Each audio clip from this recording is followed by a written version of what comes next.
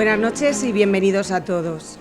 Es un placer inmenso poder presentar hoy este libro de Joaquín aquí en La Farándula. Sí, el placer es doble. Por una parte, presentar un libro de Joaquín es muy importante para mí por todo lo que conlleva. Y el otro placer es presentarlo aquí, en La Farándula, en mi segunda casa desde hace muchos años. Todavía recuerdo cuando éramos novios y todos los viernes nuestra salida era ir a La Farándula, a la antigua. También recuerdo cómo Matilde Asensi cogía a mi hijo en brazos para hacernos una foto con ella. Y cuando casi me pongo de parto aquí con Luisa, presentando un libro de Joaquín. Por todo esto, gracias por acogernos. Bueno, y ahora me toca hablar de Joaquín, y realmente no sé qué decir que no sepamos. Sí, todos sabemos que es doctor en Filología Hispánica, que ha trabajado en el Colegio Padre de León y en las universidades de Alicante y Elche, siendo esta última donde desde hace un año trabaja con dedicación exclusiva. Nuestros caminos siempre han ido paralelos. Estudiamos en el colegio juntos, la misma carrera, los mismos cursos de doctorado. Después trabajamos en la biblioteca virtual, hasta que él obtuvo una beca de doctorado y se fue a trabajar con Ángel Luis Prieto de Paula. Allí conoció a Luis Bagué, con el que empezó su andadura seria con la poesía, ya que antes, con 15 años, empezó a escribir poemas que, según él, nunca verán la luz. Después ganó una tesis de poesía con Luis Bagué en Murcia, e iban recitando por los bares como si fueran un dúo cómico. Después de aquellos años, que fueron de los mejores de los de la universidad, la beca se acabó y Joaquín empezó a trabajar en el Colegio Padre de León. En esta época era donde más poesía escribe, quizá porque empezábamos una vida distinta y con hijos. Yo dejé la biblioteca virtual y me vine a Novelda a trabajar y volvimos a coincidir en el Colegio Padre de León. Luego fue a la Universidad de Alicante, donde volvió a reencontrarse con todo el mundo universitario y por último se quedó en la Universidad de Elche. Después de esta pequeña introducción de Joaquín, más personal que poética, debo decir que el hecho de que yo presente este libro hoy aquí es un honor infinito. Soy consciente de que no estoy a la altura de otros presentadores como Luis Bagué o José Luis Ferris. En cambio, tengo a mi favor que sé cuándo y en qué momento se han gestado cada uno de los poemas del libro. Mi hija le preguntaba hoy que cuándo escribía los poemas y Joaquín le ha contestado que ya los tenía escritos. Los poemas se gestan en pequeñas hojas que están por todas partes y que no quiere que nunca tiremos porque de ahí sale un poema. Muchos poemas se escriben de recuerdos, de experiencias, de sensaciones que garabatean en cualquier momento y en cualquier sitio. Y, hablando ya de todas las batallas perdidas, podemos decir que es un libro sorpresa, pues ya no pensábamos que se iba a publicar. Joaquín explica que este libro estaba pensado para ser la cara A de anfitriones de una derrota infinita, pero que al final se ha convertido en la cara B. Luego mejor que nos lo explique él. Sí que es verdad que muchos de los poemas escritos en todas las batallas perdidas hacen referencia a tiempos ya pasados. Este libro fue también una ilusión para el autor, Joaquín, ya que otra vez la editorial Huerga y Fierro vuelve a confiar en él. Agradecemos a Antonio Huerga y a Charo todo el apoyo y la difusión que nos dan, además de esas ferias del libro en Madrid, donde nos traemos más libros de los que hemos firmado. También quiero agradecer a mi amiga Yolanda Parra, a nuestra amiga, por esas portadas maravillosas que nos prepara. Ya son 2 las portadas que nos ha regalado y otra más que tiene preparada para otro nuevo libro de poemas. El título del libro nos puede llevar a pensar que los poemas son derrotistas. Sin embargo, es la nostalgia lo que los empaña. La impresión de este libro nos la expone Joaquín en el prólogo, que precede a los poemas que ha dividido en 5 partes. La soledad, con 7 poemas, el invierno, con 8 poemas, la caída, con 7 poemas, el viaje, con 7 poemas, y la última parte de En, con tan solo un poema. Digo los poemas que tiene cada parte, pues para Joaquín debe ser importante, ya que lleva toda la semana haciéndome un examen del libro.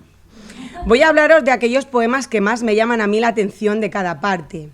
En la primera parte, La soledad, el primer poema es el que aparece en la contraportada, La soledad de Garfio, donde ya observamos esa nostalgia que continuará en los siguientes poemas. Una referencia en la poesía de Joaquín es el cine, de ahí que tome personajes como Garfio, Woody de Toy Story y demás. De un tono más personal en esta parte están los poemas que hacen referencia a lo cotidiano y que Joaquín, con su humildad, nunca esconde. Temas como el circo y el parque Halloween aparecen haciendo referencias a las veces que hemos compartido con nuestros hijos esa experiencia, aunque los poemas de este libro hacen más referencia a la época de nuestro hijo. El último poema que cierra esta parte es el dedicado a Yolanda, nuestra ilustradora, que nos hacía cuadernos, y es ahí cuando Joaquín dejó de escribir en papeles y ya empezó a usar las libretas para los poemas. La segunda parte, El invierno, hace un recorrido histórico por lugares y épocas cuyos personajes son los protagonistas. Uno de los poemas claves de esta parte es Autobiografía apócrifa, que luego le pediremos que lo lea. Nos resume su vida como un escritor. Dentro de este apartado realizamos un viaje por varias ciudades y llegamos al último poema dedicado a Carmelo Iribarren, cuya cita suya da pie al poema sobre la patria a la que pertenece. La tercera parte, La caída, vuelve a mezclar poemas de cine con poemas personales. El poema clave de esta parte es Ahora que tengo 30 años, donde analiza la visión que tenía sobre los libros, las películas. Yo creo que si ese poema lo volviera a escribir, ahora sería de otra forma. En la cuarta parte, El viaje, comienza con un poema dedicado a mí. Mi viaje termina en ti. Este poema hace referencia a una canción italiana. Cuando nos casamos, mi primera compra en la teletienda fueron unos CDs que anunciaban en un programa de Telecinco de música italiana. De ahí nuestra afición a la música italiana, que oíamos a todas horas. Otro de los poemas destacados en esta parte es Tyrone Power. Este personaje siempre le ha llamado la atención a Joaquín por cierto parecido que decían que tenía con su abuelo. Y la última parte, de En, que solo tiene el poema Filosofía de vida, es el poema que cierra este libro y que comienza con unos versos que resumen todo el libro. Uno no puede huir nunca de sí mismo. No quiero dilatarme más, así que nos habla Joaquín, que es el protagonista de esta noche. Pero eso sí, antes de terminar, quiero leer uno de los poemas que hay en el libro, dedicado a mi hijo Joaquín. Noche de verano. Hoy ha pasado mala noche, ha tenido fiebre alta y buscaba en mí refugio, alivió su dolor. Es mi hijo, se llama Joaquín José, y ahora duerme a mi lado. Y a veces me pregunto, ¿cómo hubiera sido mi vida, o nuestra vida, quién sabe, sin él? Pero de sobra conozco la respuesta. No hay vida sin él. Muchas gracias.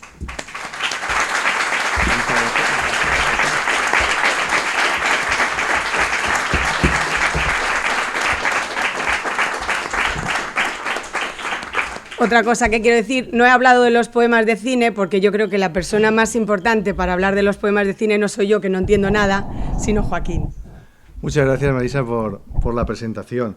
Y yo también quería, como tú, sumarme a los agradecimientos, sobre todo a Augusto y a Marisol, que nos ceden este espacio para poder realizar estas actividades y la importancia, ¿no?, que tiene que tengamos una librería en Novelda con este espacio que se puede dedicar a conferencias, presentaciones, porque al final la presencia de estos lugares crea entramado cultural, entramado social también, y resulta fundamental. Todas las batallas perdidas al final ha acabado siendo un libro que ha hecho honor o que ha hecho gala de su propio título. Yo siempre pensé, lo cuento un poco en el prólogo, que lo he titulado La cara B. Yo siempre pensé que ese era el libro que venía después de La tristeza de los sabios, que es un libro que se publicó en 2007. Y lo empecé a enviar a muchos concursos y a muchos premios literarios, algunos importantes. Pasaba siempre la primera selección, pero luego ya no obtenía nada más. Y llegó un momento en que me había gastado tanto dinero enviándolo que lo único que podía seguir haciendo era enviarlo, a ver si recuperaba parte de la inversión. Y cuento la anécdota. ¿Cuándo paré? Bueno, pues paré cuando... En el prólogo no digo los nombres, pero aquí los puedo decir. hay un premio que es el Fray Luis de León, que publica, creo que todavía publica Visor, aunque no estoy seguro porque han cambiado mucho los premios en los últimos años, pero entonces lo publicaba Visor y sacaban una lista de 20 finalistas. Y bueno, Todas las batallas perdidas se coló ahí un año. Y José Manuel Caballero Bonal, cuando leyó el acta del jurado, leyó una obra que no era la mía, pero dijo algo, era, bueno, ha ganado esta, pero había entre los finalistas, entre los 20 finalistas, 6 o 7 que podían haber ganado con igual mérito. Lo que pasa es que al final nos tuvimos que poner de acuerdo en uno y ha sido este. Bueno, pues digo, ya está, esta es la mía, voy a intentarlo al año siguiente, a ver si tengo más suerte. Y se repite la historia. Eso es lo que me hizo parar en seco. Se repite la historia, pasa ese primer filtro, llega el día de la lectura del fallo y José Manuel Caballero Bonal dice, bueno, este año hemos decidido declarar desierto el premio. Entonces yo llegué a la conclusión de que, bueno, el mío no era de esos 6 o 7 que podían haber ganado el año anterior. A pesar de todo, bueno, pues el libro siguió circulando un poco más de tiempo, se adelantaron notos en la publicación, pero ya llega. Anfitriones se concibió como un libro con los descartes de este. Por eso yo siempre había pensado que era la cara B. Incluso algunos poemas de aquel libro dialogaban con unos de este, pero dialogaban en tiempo posterior. O sea, que es como si hubiéramos esperado primero la segunda parte y ahora llega la primera parte. Entonces, el poema de los 30 años, pues el poema de los 30 años me planteó un problema. Digo, ¿dejo este poema así o pongo ahora que tengo 40 años y ya está? Porque mantendría tal cual. Ahí simplemente digo, ahora ya sé cuáles son los países que me gustaría visitar, cuáles son las películas que me gustaría ver y en qué lugar de mi biblioteca están los libros que algún día me gustaría leer. Pero que eso creo que lo puedo mantener tal cual. Luego la estructura del libro ya la ha explicado Marisa. Son 5 partes, aunque en realidad son 4 partes más o menos equilibradas, con 7 poemas todas menos la segunda, y una última parte, Dien, que sirve como salida, como fin, ¿no? Ahora iremos viendo alguno de esos poemas. Los títulos de las partes, la soledad, el invierno, la caída, el viaje, de esas 4 partes, son simplemente un guiño al primer poema que va siempre en esa parte. Y luego, pues sí, ahí es verdad que se unen poemas que más o menos tienen que ver con ese concepto. Otra cosa que sí que quería comentar es, bueno, pues cómo ha quedado finalmente el libro. La portada del libro, que además se diseñó el libro para que la portada ocupara el máximo espacio posible, pues es obra de Yolanda Parra.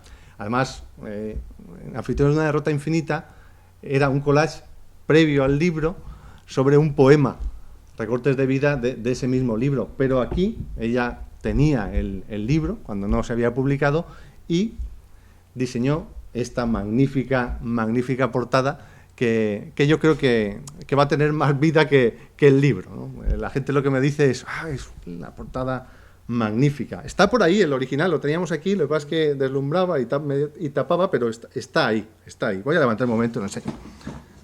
Está aquí el original, porque al ver el original descubriremos pues algo que voy a contar.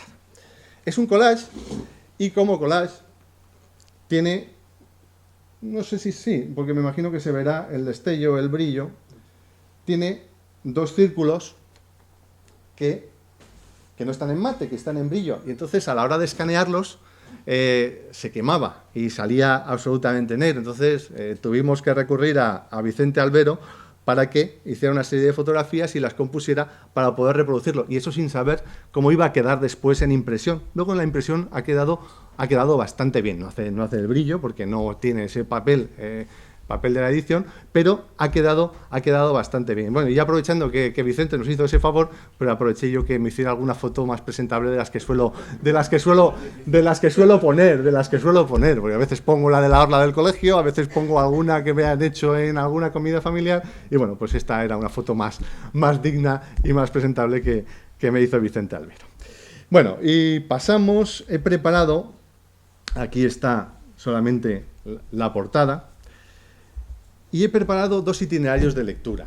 Como hay 4 partes y esa última final, lo que he hecho es preparar un itinerario breve, con una muestra de cada una de las partes, y luego pues ya me detendré un poquito, haré una vuelta atrás. Pero ahora simplemente un poema de la soledad, un poema del invierno, un poema de la caída y un poema de El viaje, el poema al que se ha referido Marisa, que está dedicado a ella. Bueno, pues La soledad se abre con ese poema que está en la contraportada, que se titula La soledad de Garfio. Que bueno, claro, la figura que está es el capitán James Hook, el capitán Jaime Garfio, que es pues, el antagonista de Peter Pan. Bueno, yo creo que Peter Pan es una de esas obras que siempre llevamos con nosotros, porque nos hablan, ¿no?, de nosotros mismos y de esos niños que un día fuimos. Una obra de teatro de James Barrie se estrenó en 1904, la novela es de 1911, el título de Peter Pan es posterior, porque era Wendy, y Peter y Wendy, los títulos de entonces. Y Spielberg en el año 91 dirigió una película, en su momento fue recibida con frialdad, incluso con desprecio, pero que a mí me parece una obra maestra y que plantea algo tan hermoso en qué pasaría si Peter Pan envejeciera, ¿no?, y luego volviera al país de nunca jamás. Y yo me preguntaba, bueno, ¿y qué pasaría si fuera al contrario? Siempre vamos con Peter Pan, pero ¿qué pasa con Garfio cuando se va Peter Pan? ¿Qué sentido tiene la vida de Garfio cuando se va Peter Pan del país de nunca jamás? Y de esa idea, este poema, La soledad de Garfio. El día en que Peter Pan abandonó para siempre el país de nunca jamás, el capitán James Hook se convirtió en un pirata triste, viejo y solo. No tardó demasiado en morir de pena en su camarote del Jolly Roger. Solo Campanilla, ¿quién lo iba a decir?, estuvo a su lado. Y saltamos a un poema de la segunda parte. La segunda parte es el invierno y creo que este es el segundo poema de esa parte. Se titula Ciudad de Mente y es un poema dedicado a Salamanca. Creo que voy a leer es un poquito más largo que la media del libro. Salamanca es una de esas grandes ciudades literarias que nosotros, bueno, quienes formamos parte, ¿no?, durante de la comunidad educativa del Colegio Padre León, pues es una ciudad con la que convivimos habitualmente por excursiones de fin de curso, por convivencias, y es una de las grandes ciudades literarias de la literatura española, porque bueno, obras como El Lazarillo, como La Celestina, como El licenciado Vidriera, como Entrevisillos, o como Bajarás al reino de la tierra de José Luis Ferris, están ambientadas en esa ciudad.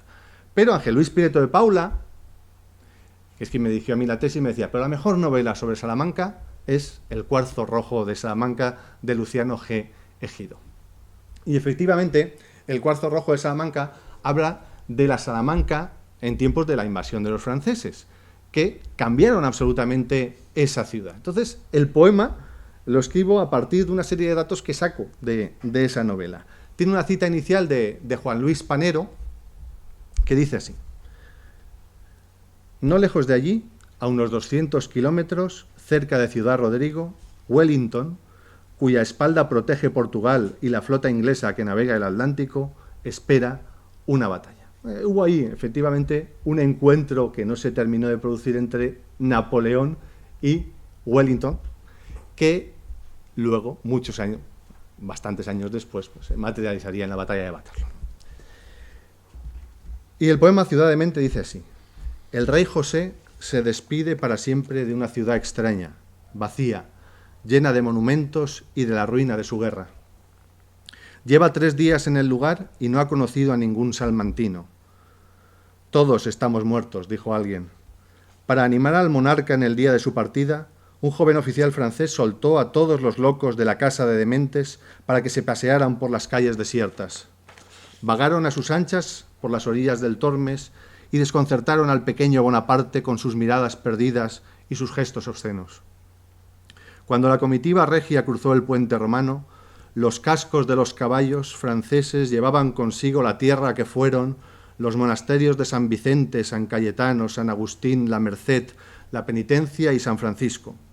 En sus herraduras marcharon también los colegios mayores de Cuenca, Oviedo, Trilingüe y Militar del Rey, por no hablar del Hospicio, la Casa Galera y las calles Larga, de Los Ángeles, de Santa Ana, de la Esgrima y de la Sierpe. El terremoto de Lisboa no fue tan devastador para Salamanca como los franceses. Entonces le hablaron al rey José de un tal Arthur Wesley, duque de Wellington, y dijeron no sé qué de Portugal. pero apenas presté atención y la fijé toda en uno de aquellos salmantinos alucinados de aspecto venerable, después lo identificaron como un antiguo catedrático de la universidad, al que oí aullar. ¿Ha regresado Aníbal? ¿Dónde están los elefantes? Y antes, quería decirlo, pero ahora es cuando tiene sentido decirlo, ¿dónde están los elefantes? Es precisamente el título que eligió Yolanda para este collage. Porque efectivamente los elefantes salen en este poema. Cuenta, ¿no?, que Aníbal pasó con los elefantes por Salamanca. Los elefantes salen en este poema y hay alguna referencia al mundo del circo o al mundo de la caza en otros poemas. Y este collage se titula ¿Dónde están los elefantes?, que es el último verso de Ciudad de Mente. Avanzamos en esta, digamos, degustación por cada una de las partes.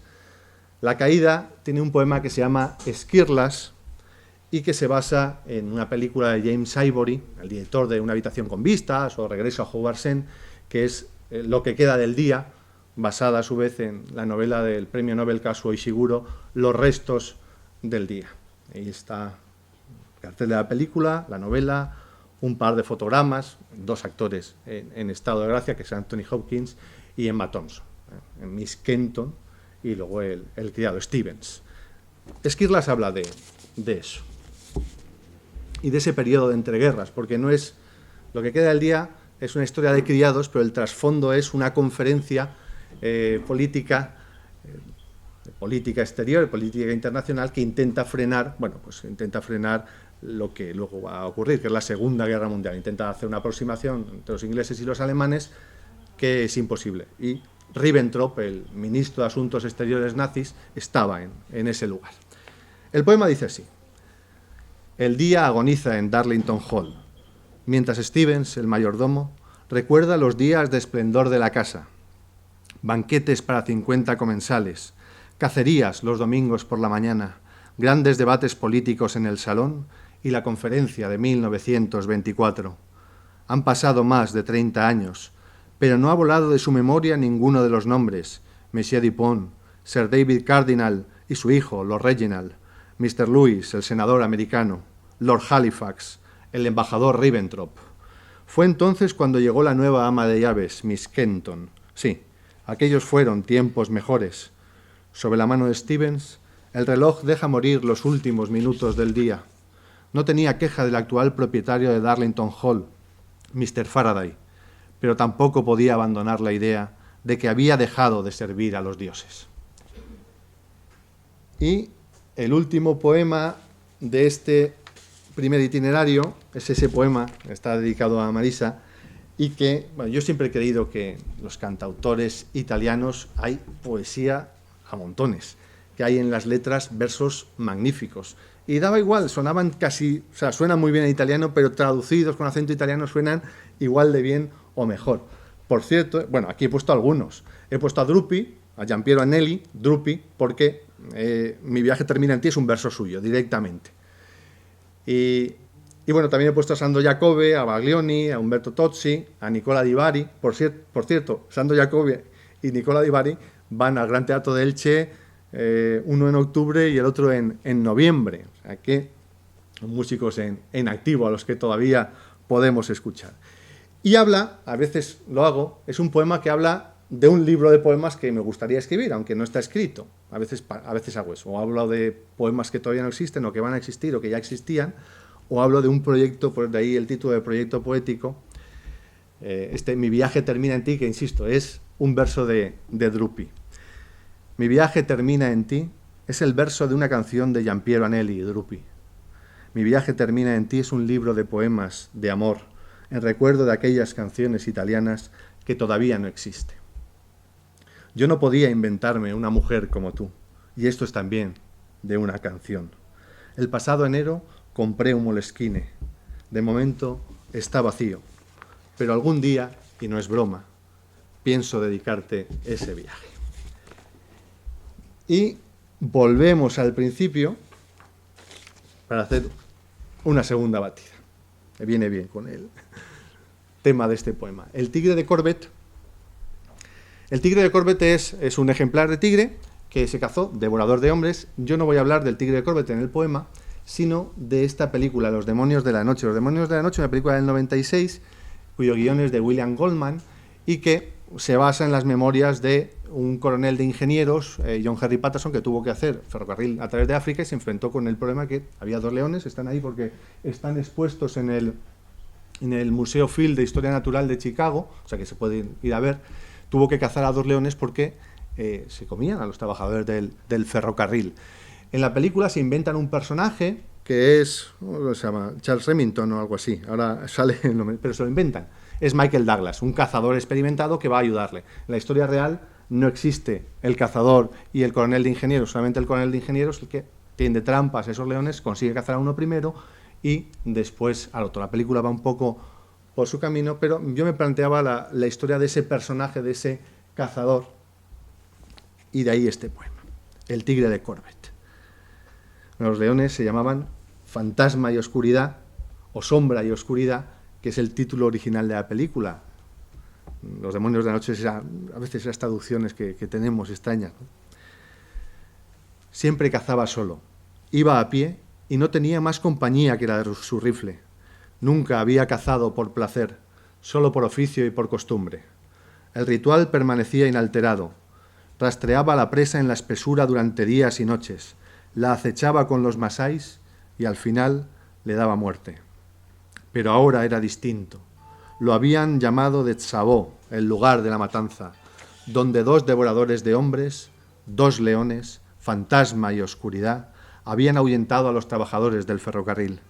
Cuando el cazador Charles Remington se encontró con el coronel de ingenieros John Henry Patterson, el hacedor de puentes, supo que África sería un buen lugar para morir. Al cabo, el viejo cazador no había fracasado en nada, salvo en la vida.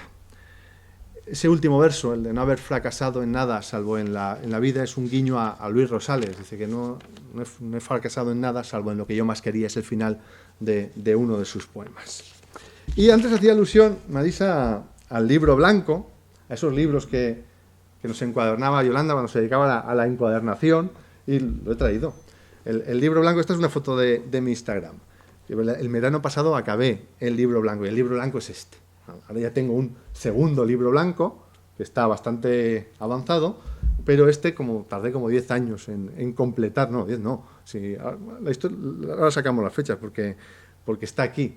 Me lo regaló en 2005 y lo acabé en 2018, pues son algunos más. El libro blanco dice así. Hay un libro blanco que me regaló Yolanda en el que escribo poco, pero que recoge todas las empresas en las que algún día habré de naufragar. El día en que me lo regaló cumplí los 29, 2 de abril de 2005. Hay allí algunas impresiones, ciertos poemas y el nacimiento de la tristeza de los sabios.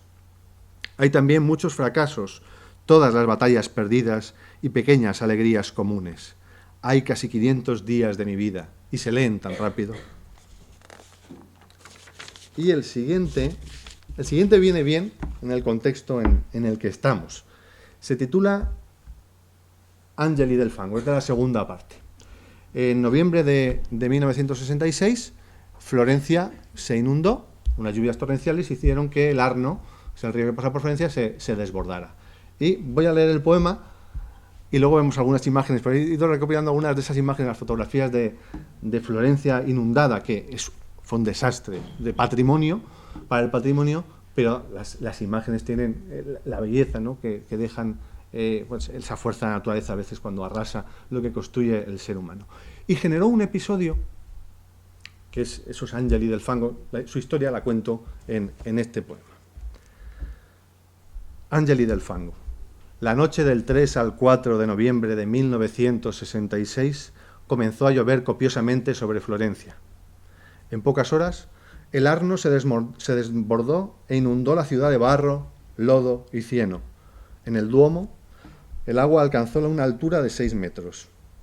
4 en los claustros de Santa María Novella y los Ognissanti. Las puertas de bronce del baptisterio fueron arrancadas.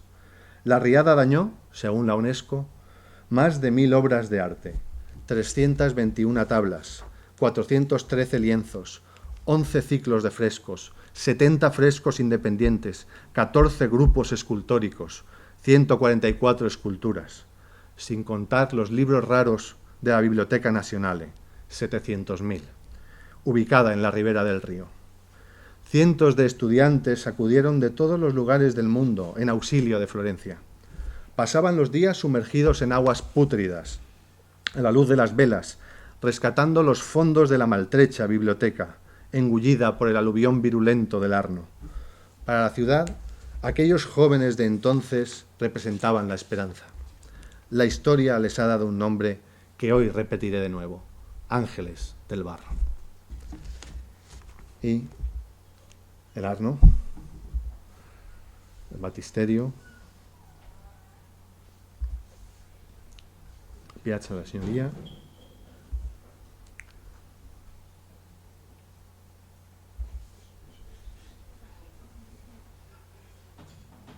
son fotos espectaculares. Un poco de inundaciones de Florencia aparecen. El Ponte Vecchio con la ribera, aquí lo vemos, pero hay alguna. Bueno, pues, los manuscritos y los libros, algunos no son manuscritos. Estos son los rollos. Esta fotografía no es de Florencia, es de la gran sinagoga de Roma, donde se llevaron muchos de los rollos para poder secarlos. El Ponte Vecchio, que se ve ahí al fondo, esta foto está tomada desde, pues puede ser desde el Oltrarno, no sé si desde arriba, desde San Miniato o un poco más abajo, pero el Ponte Vecchio, que lo veíamos aquí, claro, ahí solo vemos, el agua llegaría, taparía completamente los ojos del puente, y los ojos que vemos no son los del puente, sino el paso, la vista que se deja a mitad del puente, que ahí no hay construcción.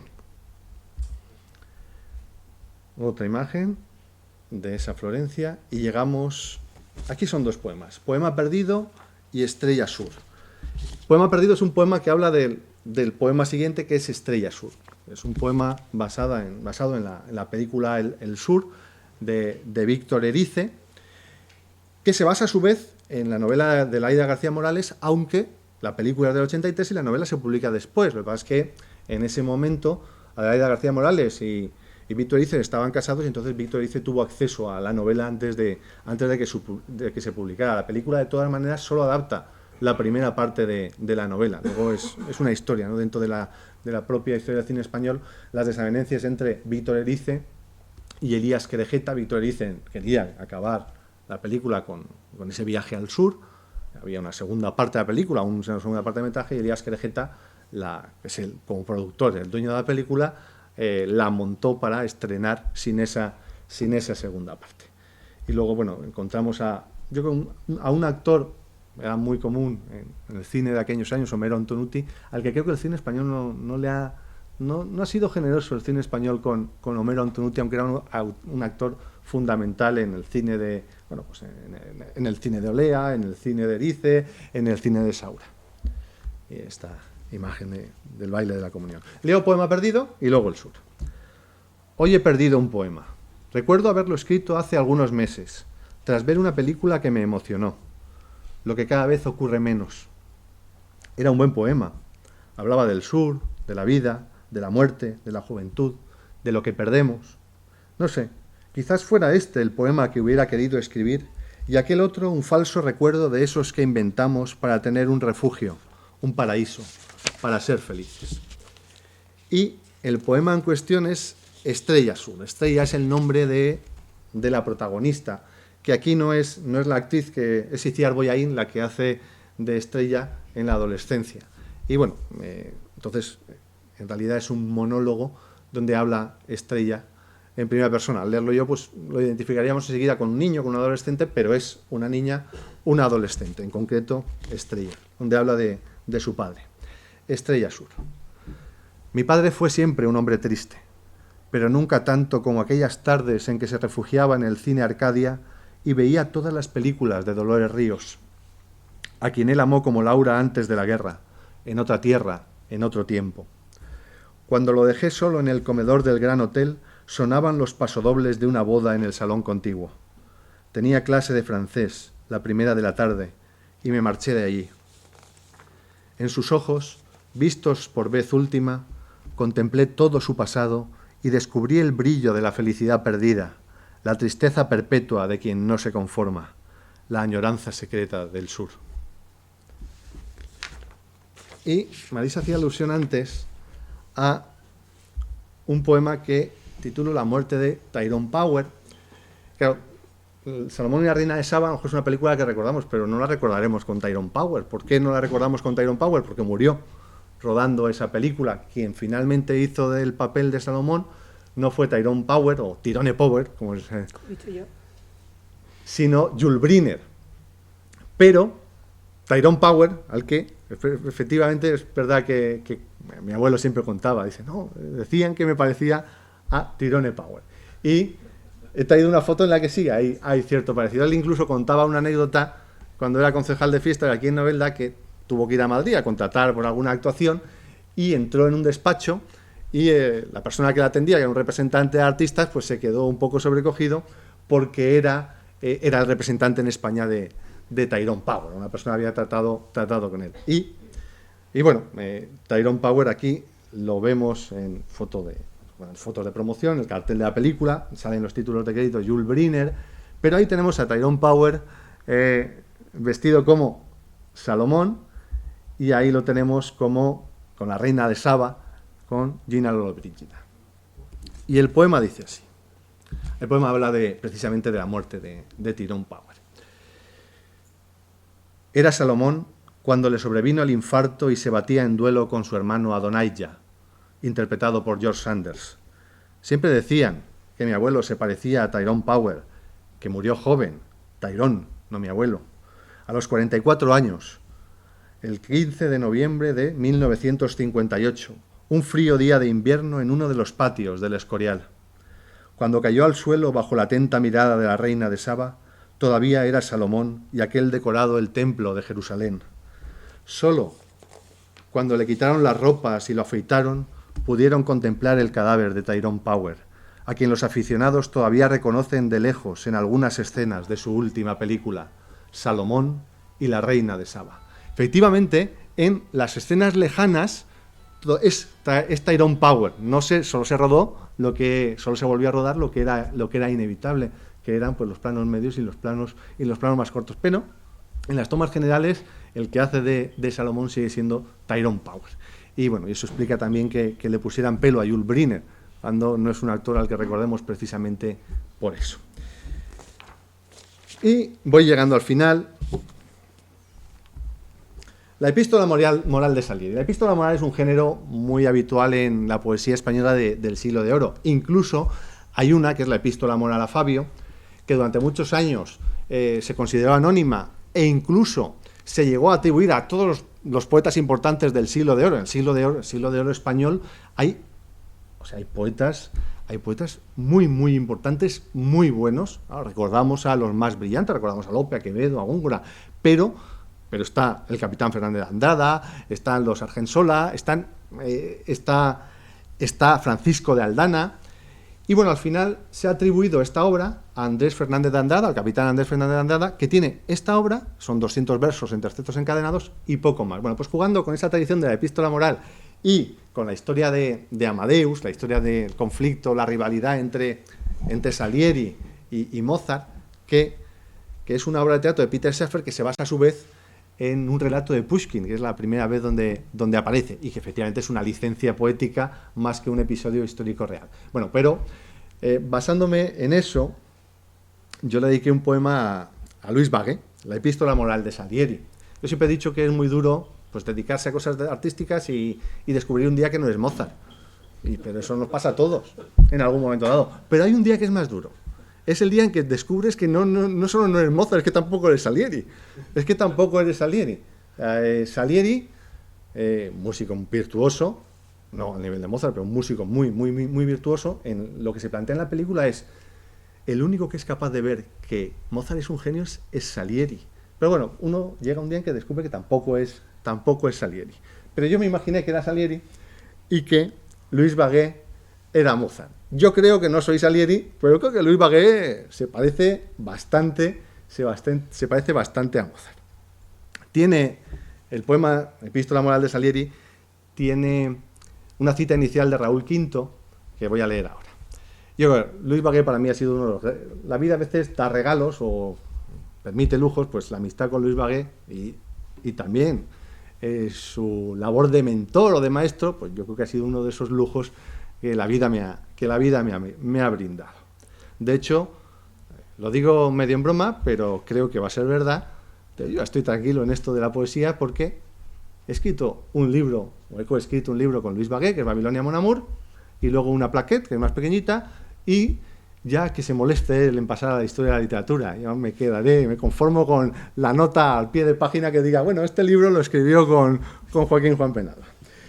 Bueno, le dediqué en el momento en el que, hace años, pero él ya tenía una carrera que yo creo que está en un momento especialmente dulce, que el año pasado se culminó con el premio de la crítica a nivel nacional por un libro que es una maravilla, se llama Clima Mediterráneo, y tiene una cita inicial, decía, de Raúl V. Raúl V dedicó un poemario entero a Watchmen cuando todavía no se había hecho la adaptación cinematográfica y por tanto era un cómic para gente a la que le gustaba la novela gráfica y el mundo del cómic. Lo tituló La piel del vigilante y tiene unos versos que están muy bien. Dice así: mantengo el equilibrio sobre el mundo. Alguien tiene que hacerlo. Alguien ha de beber el agua de las sombras. Esto escribía Raúl V y sobre esa reflexión este poema que yo dedicaba a Luis Bagué. Hubo un tiempo, oh Amadeus, en que escalamos juntos las más altas cimas, en que bailamos intrépidos al borde del abismo, en que viajamos a lomos de la tormenta sin ver más allá de nuestro día, pero todo aquello escampó con la vida, se diluyó en nuestros anhelos.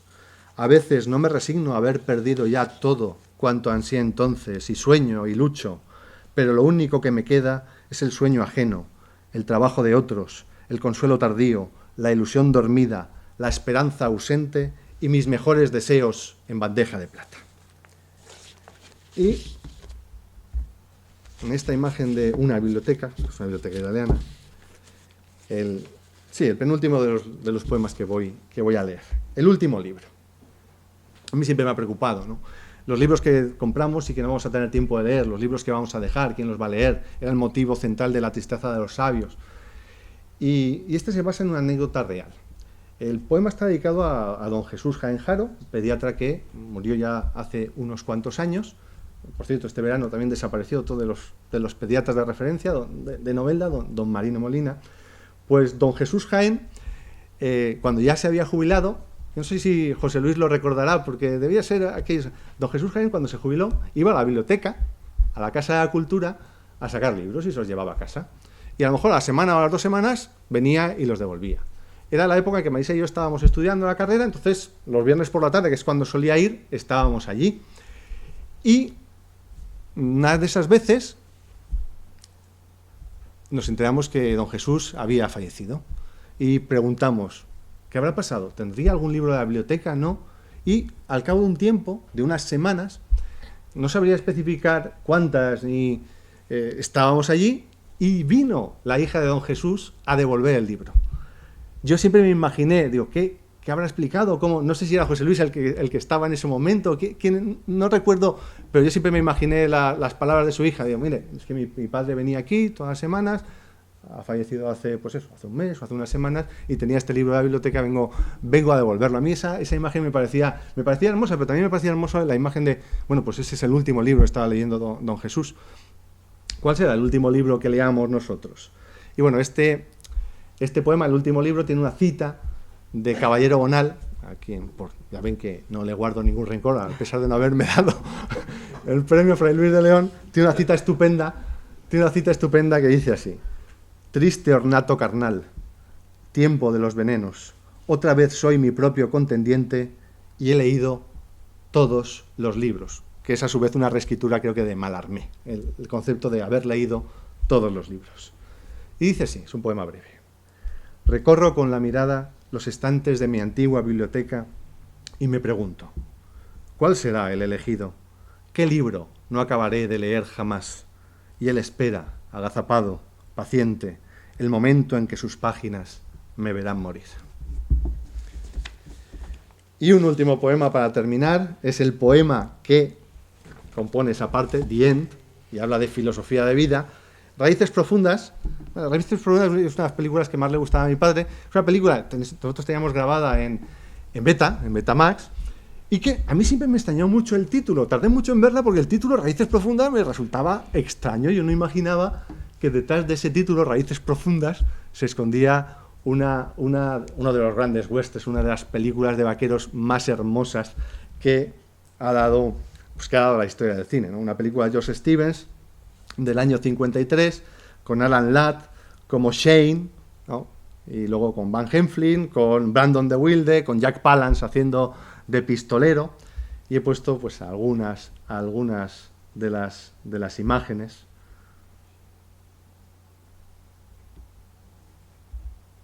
Jack Palance, y ahí está Alan Ladd despidiéndose de Brandon de Wilde. Y bueno, habla de esta película, este poema, Filosofía de vida. Creo que me habéis citado los versos iniciales. Uno no puede huir nunca de sí mismo, le dijo el forastero, devolviendo el revólver a su funda al viejo barman del local de Grafton. Esto es lo que siempre se me ha dado bien, disparar rápido, y esto es lo que seguiré haciendo. 3 cadáveres, los 2 hermanos Riker y el pistolero Jack Wilson, daban fe de ello. Cuando abandonó el lugar y se alejó de allí al galope, un niño repetía su nombre entre sollozos. Shane, Shane. Muchas gracias.